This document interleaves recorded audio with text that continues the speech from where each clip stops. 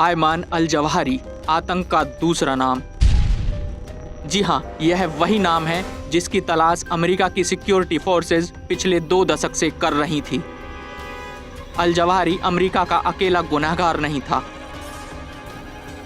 इससे पहले खूंखार आतंकी बिन लादेन की भी फाइल अमेरिका निपटा चुका है। ये दोनों 2001 में अमेरिका की ट्रेड टावर पर हुए हमले के दोषी थे। अमेरिका ने बिन लादेन को पाकिस्तान के एबटाबाद में मार दिया था, जिसके बाद अल जवाहिरी अमेरिकी फोर्सेज के रडार पर था। अल जवाहिरी का जन्म 19 जून 1951 को मिस्र के एक संपन्न परिवार में हुआ था। वह पेशे से सर्जन था।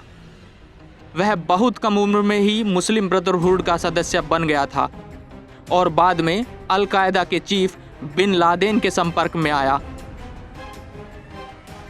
यहीं से इन दोनों ने मिलकर अल कायदा का विस्तार शुरू किया। अमेरिका के द्वारा बिन लादेन के मारे जाने के बाद अल जवाहिरी अल कायदा का चीफ बन गया था।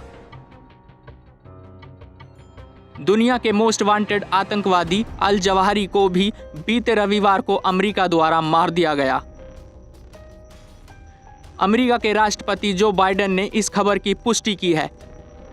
अल जवाहिरी के मारे जाने की खबर के बाद तालिबान बौखला गया है और उसने अमेरिका पर आरोप लगाते हुए कहा कि यह दोहा समझौते का उल्लंघन है।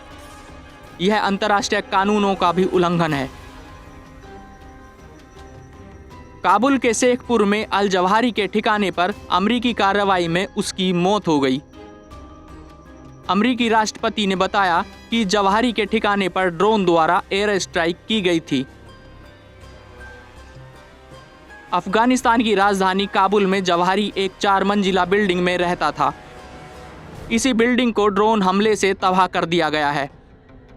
अमेरिका के वर्ल्ड ट्रेड टावर पर 11 सितंबर 2001 को एक आतंकवादी हमला किया गया था। इसी बिल्डिंग में दुनिया के 57 देशों के लोग काम करते थे। इस घटना में 2996 लोगों की जान चली गई थी।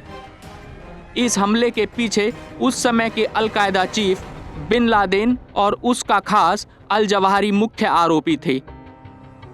इसी हमले का बदला लेने के लिए अमेरिका ने पहले बिन लादेन का चैप्टर खत्म किया और आज घटना के 21 साल बाद दूसरा आरोपी भी मार दिया गया। कहा जा सकता है कि अल जवाहिरी की मौत के बाद अमेरिका का बदला पूरा हुआ। जनतंत्र टीवी के लिए सोनू सिंह की रिपोर्ट।